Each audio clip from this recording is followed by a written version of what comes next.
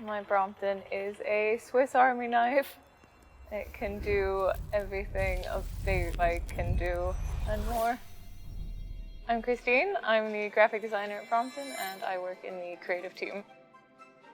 I really decompress when I cycle, so it's almost like a meditative state you can get into after a long day of work.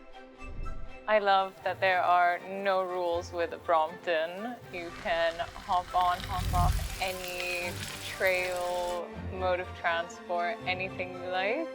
You can get a train anywhere without fear of bike reservations. You can get anywhere that might not be bike friendly.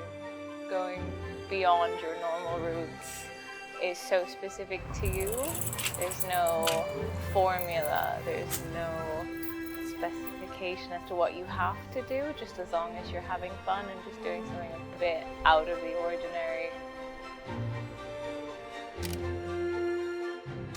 I really enjoy cycling along the Thames path. It gives you such a sensation of escape, and I really like being close to water as well.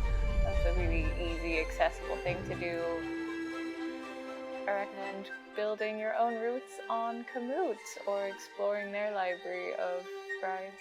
Don't do it alone. Get a couple friends together, get a couple colleagues together.